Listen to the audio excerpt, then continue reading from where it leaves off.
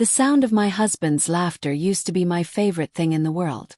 It was deep, warm, and effortless, the kind of sound that filled a room without asking permission. But tonight, as it echoed from the living room while I sat upstairs pretending to read, it made my chest tighten. There was something cruel about how peaceful he sounded while I felt like I was drowning.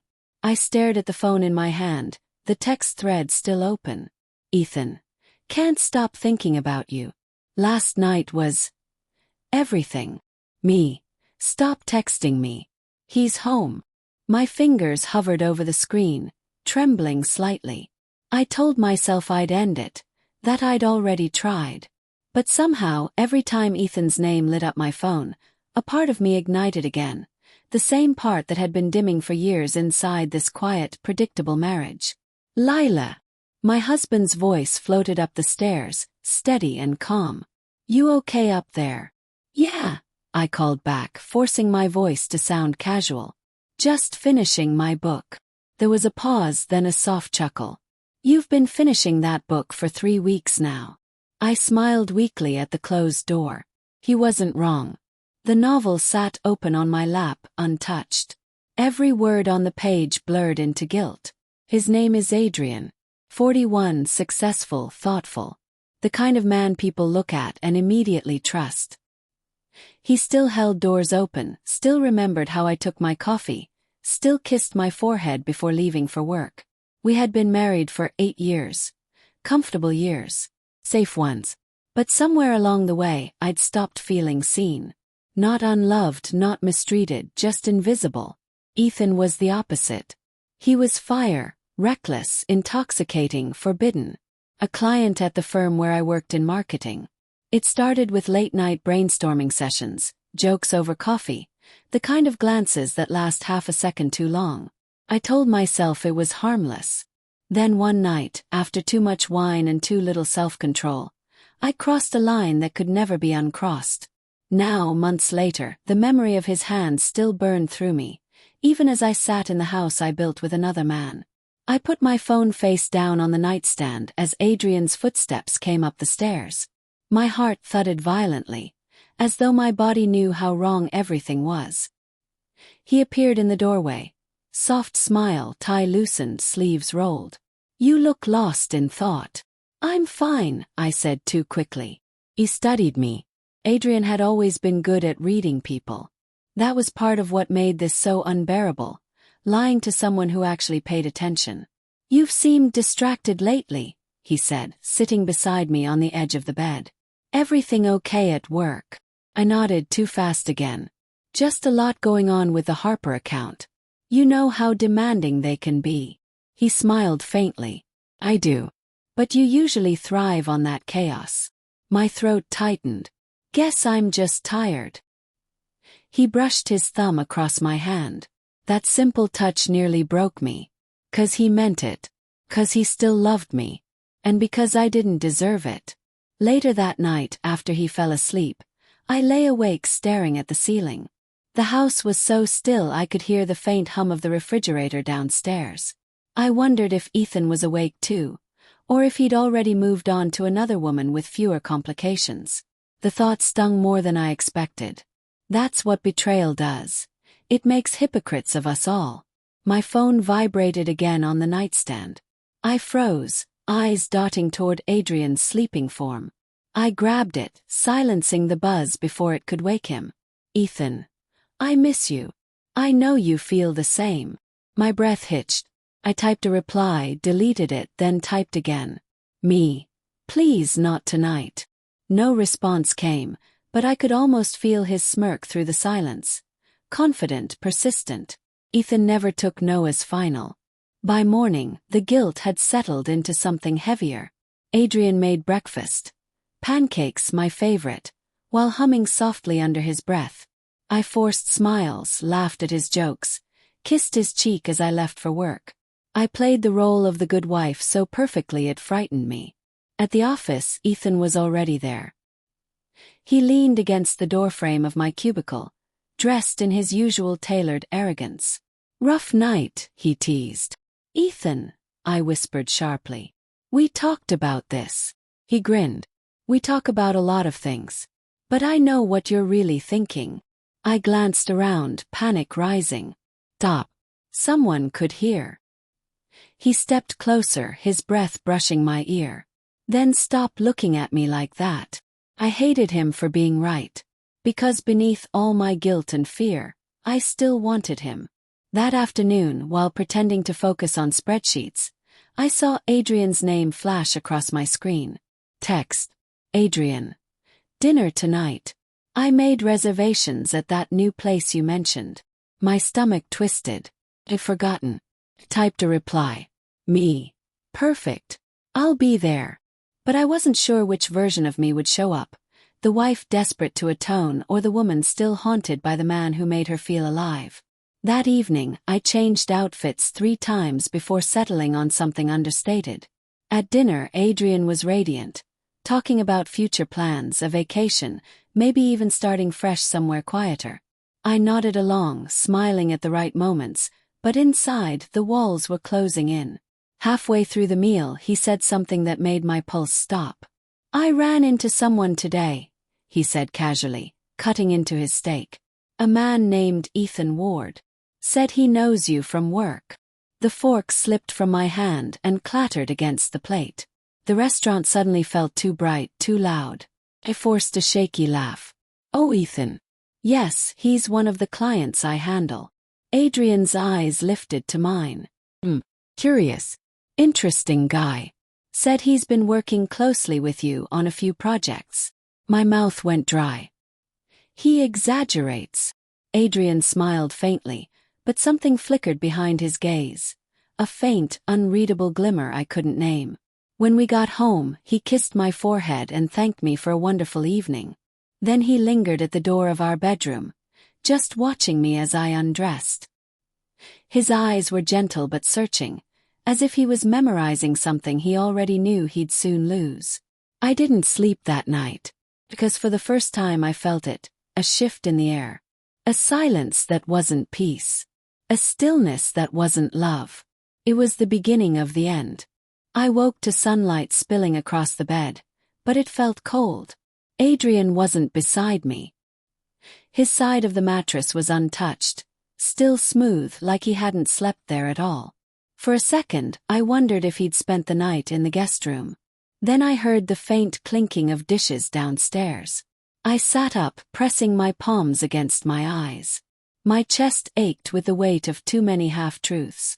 The memory of his face at dinner, composed, pleasant, but with something buried beneath, replayed in my mind on a loop. Adrian never lost his temper. He didn't shout, didn't accuse. He just watched. That was what made him so terrifying. When I came down, he was standing at the counter, dressed neatly for work, pouring coffee into 2 mugs. Morning, he said, tone even. Morning, I managed, my voice small. He handed me a mug, eyes meeting mine briefly. You slept late. Rough night. Yeah, I murmured, avoiding his gaze. Couldn't fall asleep. He studied me for a moment. Then softly. Is something bothering you, Lila? My throat tightened. No. Why would there be? He smiled faintly, but it didn't reach his eyes. Just asking. He kissed my cheek and left for work a few minutes later. I stood in the quiet kitchen long after the door shut behind him, clutching my coffee like a lifeline. Every sound in the house, the ticking clock, the hum of the fridge, pressed against my skin like accusation. When I finally made it to the office, Ethan was waiting by my desk, grin too wide, eyes too certain. You look tense, he said. I shot him a glare. Don't. Not here. What? I'm just saying you seem distracted. He leaned closer, voice dropping. Did he say something? Froze. What are you talking about? He shrugged casually. Your husband. I met him yesterday, remember? He looked interesting. I swallowed hard. You talked to him. Briefly. He's polite, very composed. But he looked at me like he already knew. Ethan smirked. It was almost thrilling. I stared at him, a cold dread twisting through my stomach. Why would you? He cut me off. Relax. I didn't say anything inappropriate. Just a friendly chat. But maybe it's time you told him, Lila. You can't keep playing both sides. I stepped back, my voice shaking. This isn't a game. He gave a soft laugh. No, but it's been one hell of a ride. I wanted to slap him. Instead, I turned away and said nothing. That day dragged endlessly. Every email, every sound of my phone buzzing made me flinch. I felt the walls closing in. By the time I got home, my nerves were frayed raw. Adrian was already there, sitting in the living room with a book open in his lap. He looked up when I entered, his expression neutral. How was work? Fine, I said quickly. Just long. He nodded slowly. You didn't answer my call earlier. I was in a meeting, I lied. Another nod. Right. The silence that followed was suffocating. He turned a page, eyes never leaving the paper, and I felt like I was being dissected in real time. Later, as I showered, I heard the faint click of the bathroom door. My heart nearly stopped. Adrian! I called out, water running down my back. No answer. When I stepped out, towel around me, he was standing by the counter, holding my phone. He looked up calmly. You left this downstairs. My breath caught. Oh, thanks. He set it down carefully, eyes lingering for a second too long. You should probably change your password. You keep getting messages from work late at night. Must be exhausting. Froze. It's just clients. He smiled, that same unreadable calm stretching across his face.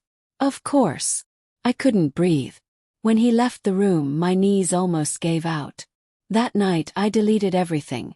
Texts, photos, even Ethan's number, though I knew it was too late. I stared at my reflection in the bathroom mirror. Red eyes, trembling hands, the faintest shadow of the woman I used to be. I whispered to the empty room. You ruined everything. The next morning, Adrian kissed me goodbye before leaving for work like always. He smiled. He even said I love you. And yet, something inside that smile felt like a goodbye. I told myself I was imagining it. That paranoia was twisting the truth. But deep down, a part of me knew. He was too calm to be unaware. By lunchtime, Ethan was calling again. I ignored the first 2 calls, but on the third I caved. What do you want? I hissed. Wow, nice to hear your voice too. His tone was mocking. You're avoiding me. Because you're reckless, I snapped. You talked to him, Ethan. Do you have any idea what that could? What? He interrupted. Expose the truth. Maybe that's what you need. Maybe he deserves to know. My chest burned. Don't you dare. You don't know him like I do. He laughed softly. No, but I know you. You're addicted to the danger. To the lies. To me. Goodbye, Ethan.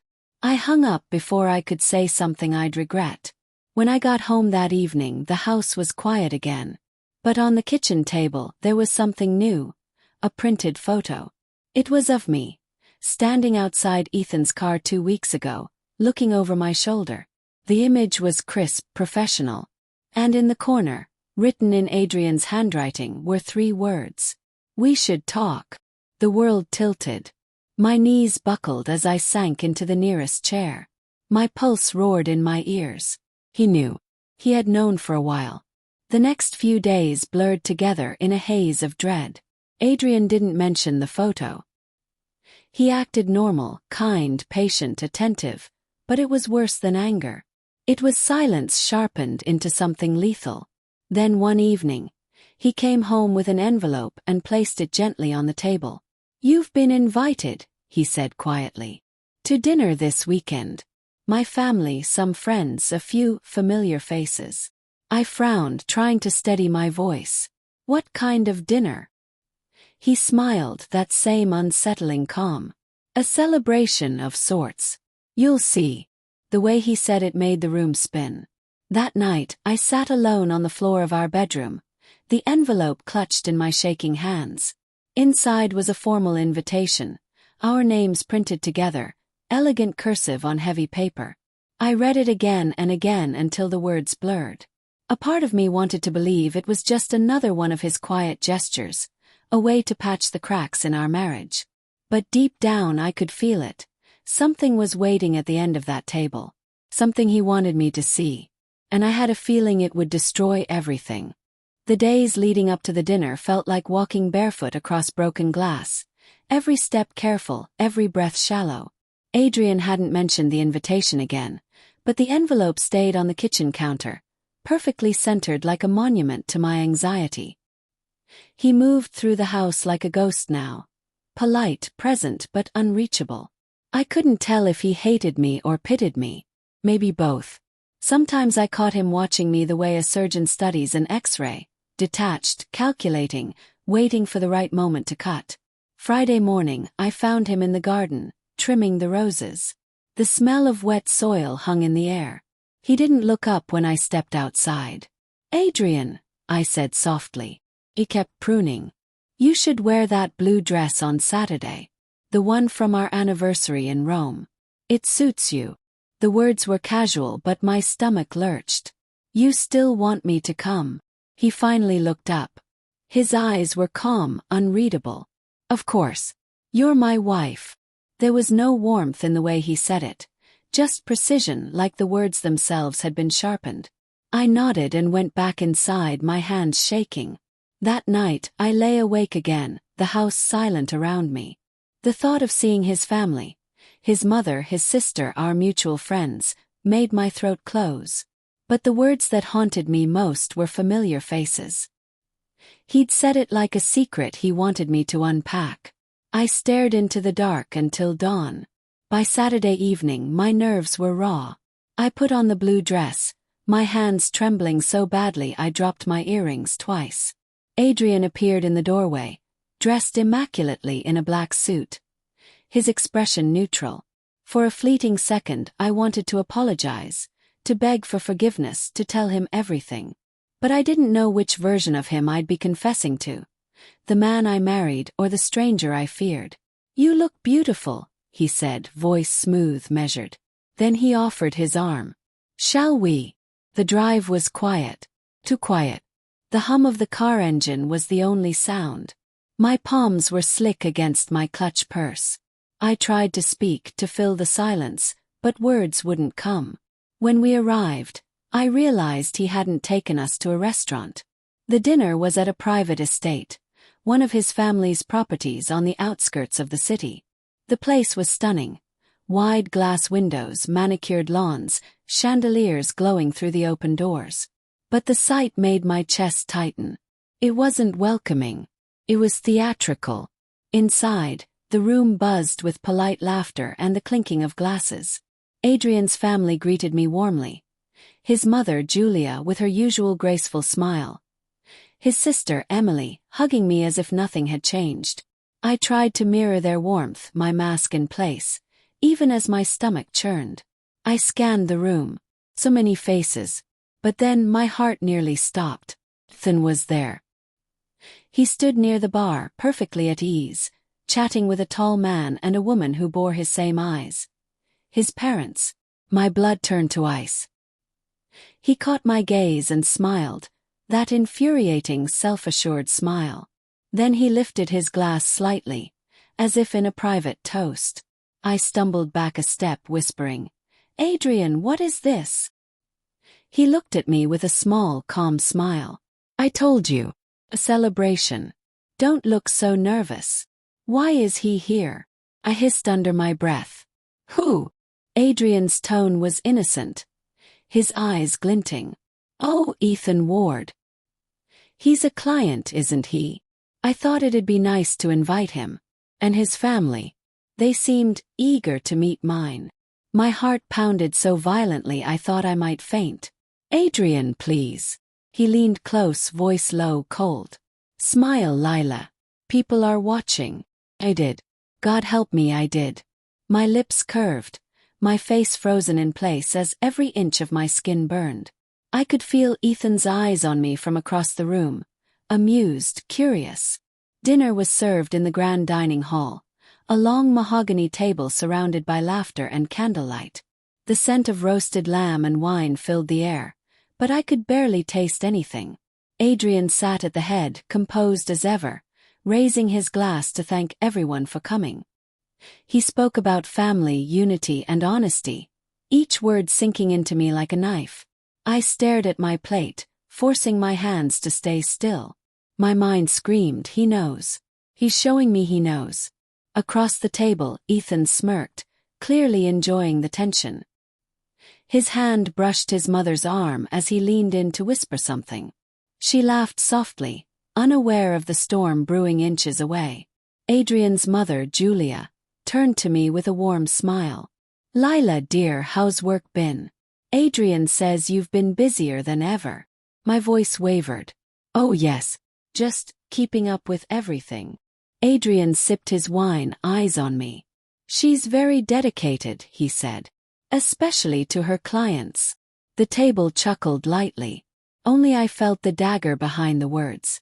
At some point, Adrian stood, clinking his glass for silence.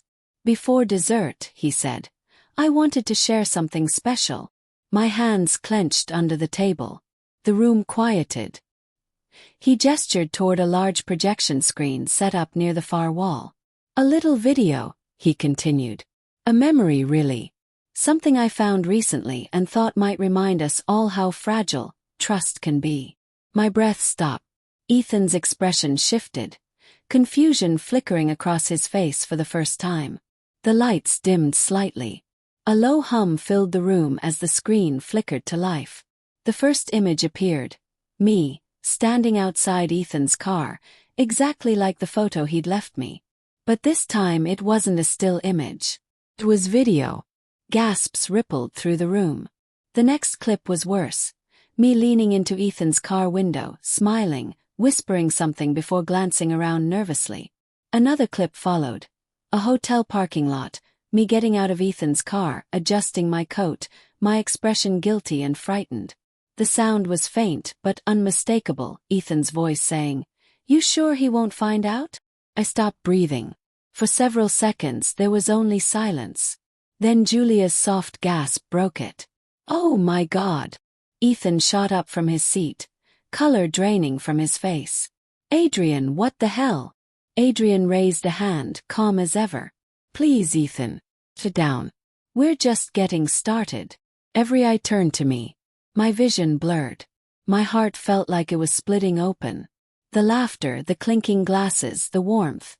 All of it dissolved into static. Adrian turned to the guests with perfect composure. "I'd like to thank everyone for coming tonight," he said. "Especially the Ward family. It's not every day you get to share such a revealing experience together." My lips trembled. "Adrian, please." He looked at me, then really looked at me. His eyes weren't cold anymore. They were empty. "Lila," he said softly, "you once told me honesty was the foundation of love. I think we both finally agree." The lights came back on. The room was frozen. I could feel every stare carving into me.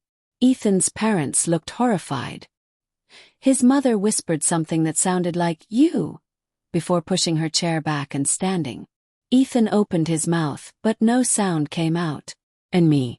I just sat there, staring at the man I'd betrayed, realizing that for all my lies and secrets, he had been the one playing the longest game of all. The silence that followed the video was unbearable. It was the kind of silence that presses on your chest until you can't breathe. Thick, suffocating, merciless. My mind screamed for someone to speak, to move, to shatter the stillness before it broke me. But Adrian just stood there, calm as glass. His hand rested lightly on the back of his chair, the faintest smile ghosting across his lips as he scanned the stunned faces around the table. Then he spoke. "I know this is uncomfortable," he began, his tone perfectly measured. "But I think honesty deserves an audience, don't you?" A soft murmur rippled through the guests. Disbelief, confusion, pity. Ethan was the first to react. He pushed back his chair with a harsh scrape, his voice sharp. "You're insane, Adrian. You have no right." Adrian's gaze cut to him, silencing him instantly. "No right." His voice was soft, but each word was like a blade. "You had no right to my wife, Ethan. You had no right to my home, my trust, my life. But you took them anyway." I couldn't breathe. I could barely look up. My vision swam, the edges of the room warping. Adrian turned to Ethan's parents. "Mr. and Mrs. Ward," he said smoothly. "I apologize for the intrusion. I thought it only fair that you see the kind of man your son has become. And the kind of woman I married." Ethan's mother, pale and trembling, whispered, "My God," before covering her mouth. His father sat rigid, jaw clenched, saying nothing. Ethan stepped closer to Adrian, voice low but shaking. "Turn it off. You've made your point."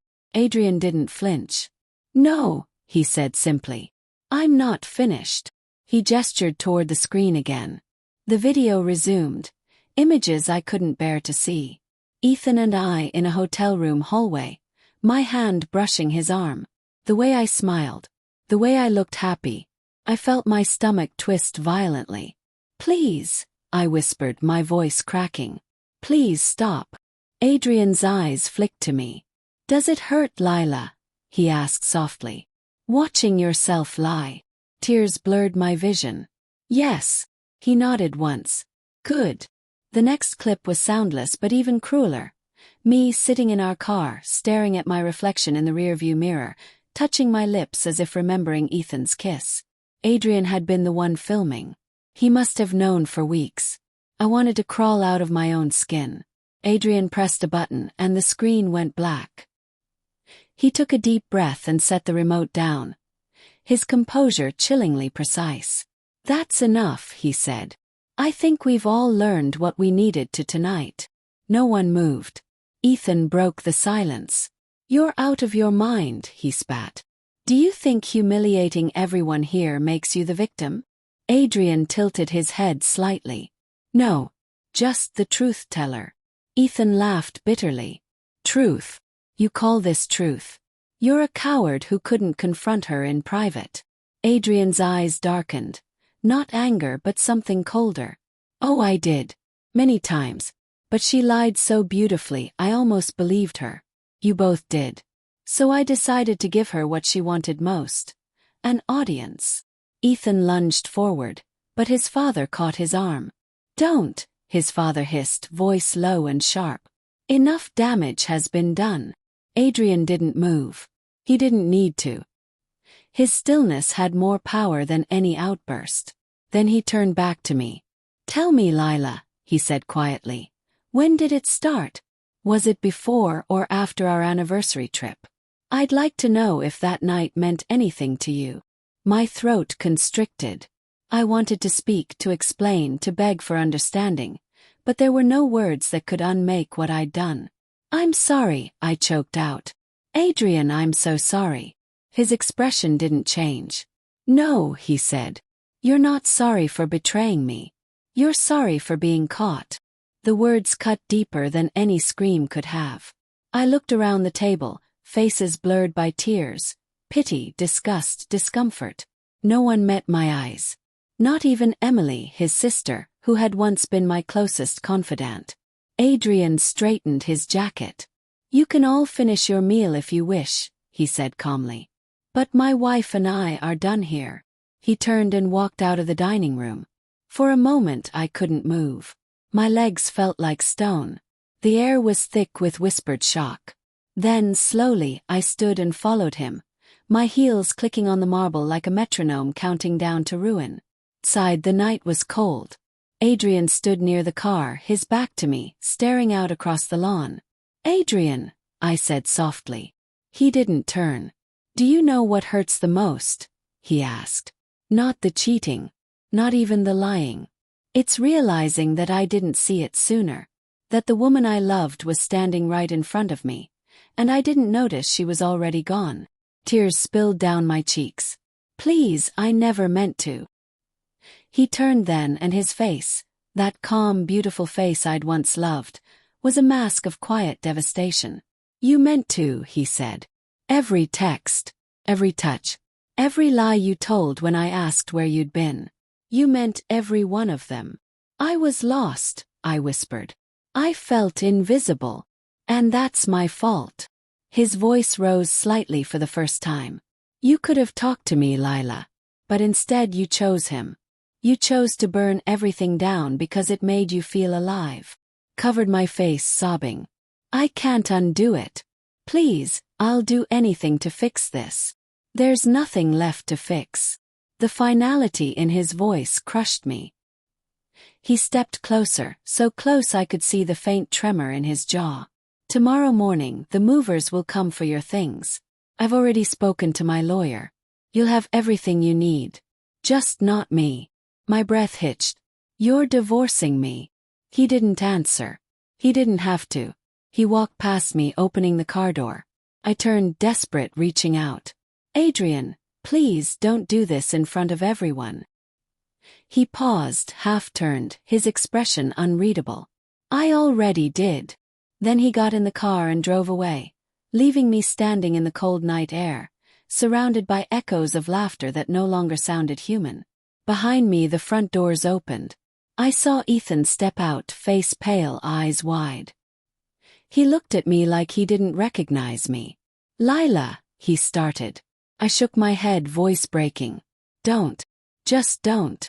Because in that moment, I realized he wasn't my salvation. He was the spark that had set my life on fire. And now there was nothing left but ash. The next morning, sunlight spilled through the blinds like an unwanted spotlight. Every sound in the house felt amplified. The creak of the floorboards, the ticking clock, the hollow echo of my own breathing. Adrian's side of the bed was empty, perfectly made, as if he hadn't slept there in weeks. For a moment, I thought it was just another morning after one of our arguments, that I'd find him downstairs reading the paper, pretending nothing had happened. That if I just apologized enough, cried enough, begged enough, he'd forgive me. But the moment I stepped into the hallway, I knew the truth. His shoes were gone from the rack. His suits from the wardrobe. The photo frames on the dresser. Empty spaces where we once smiled together. Adrian hadn't just left the room. He'd erased himself from the house. I stumbled downstairs and stopped at the kitchen island. On the marble counter sat a single manila envelope with my name written in his handwriting. My hands trembled as I opened it. Inside was a letter. And a divorce agreement. The letter was brief. Too brief for the man who used to write me pages of love notes during business trips. Lila. I meant it when I said I loved you. But love isn't blind. Not anymore. You've taken something from me that can't be rebuilt with apologies. I've arranged for the legal side to be handled quietly. You'll have the house and the savings account. You'll be comfortable, but we're finished. I wish you peace eventually. Adrian. I read it twice before the words sank in. The house, the savings, comfort, everything but him. I sank to the floor, clutching the letter, sobbing so hard my ribs hurt. All the anger I'd once felt toward him for being distant, for working too much, for not noticing me. It all seemed childish now. He had loved me fiercely, and I'd mistaken that love for indifference. By the afternoon, word had spread. My phone wouldn't stop vibrating, calls, texts, notifications. My friends, his family, even strangers from the dinner guests. I didn't answer any of them. But one message caught my eye. It was from Emily, Adrian's sister. You should know something, Lila. Adrian planned last night weeks ago. He didn't just want to expose you. He wanted Ethan's parents there because your affair cost Ethan his inheritance. His father withdrew him from the company this morning. You destroyed more than your marriage. My chest tightened. I reread it, my stomach sinking lower with every word. Ethan's family owned a massive logistics firm. His father had always been cold, strict. If Adrian's dinner had exposed us, Ethan would lose everything. I didn't even realize I was dialing Ethan's number until I heard his voice. Lila. Jesus, are you okay? Ethan, I whispered. I'm so sorry. I didn't know he'd. He knew everything. He cut in bitterly. He sent my dad the video this morning. My father called me a disgrace. My mother won't even speak to me. My life's in ruins because of you. Because of me. I snapped through tears. You think I planned this? He humiliated me too. Ethan laughed, An ugly, hollow sound. You're free, Lila. You got what you wanted. No husband. No responsibility. No one to answer to. His voice hardened. Don't call me again. The line went dead. And just like that, even the man I destroyed my marriage for was gone. I sat there, phone in hand, staring at nothing. Every part of my world, every lie I told myself had collapsed. By evening the movers arrived. They were polite, efficient, distant. They packed Adrian's belongings in silence, as if afraid to breathe too loudly. I stood by the window, watching them carry out box after box, each one a reminder of something I'd lost. When they were done, one of them handed me an envelope. He said to give you this last, the man murmured before leaving. Inside was a USB drive and a note. For closure. Watch it once, then let it go. My hands shook as I inserted it into my laptop. The screen lit up to a video. Adrian sitting in his office. He looked tired but calm. If you're watching this, he began, then everything is over. I didn't make this to punish you again. I made it to remind you of who I was before you broke me. He paused, exhaling softly. You used to say I was too focused on work. You were right. But I worked for us. Every late night, every deal, every trip. It was all for the future I thought we were building together. I kept telling myself you'd see that someday. That you'd understand love doesn't always come wrapped in grand gestures. Sometimes it's quiet, steady, patient. But you wanted fireworks.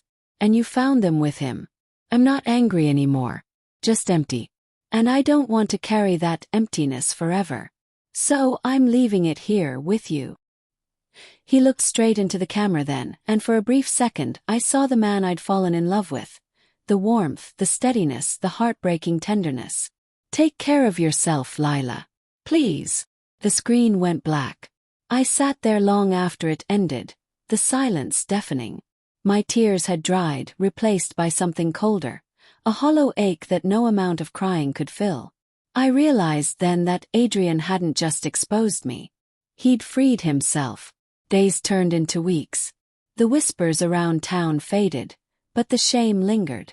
I tried to reach out to him once, just once, but my message went unanswered.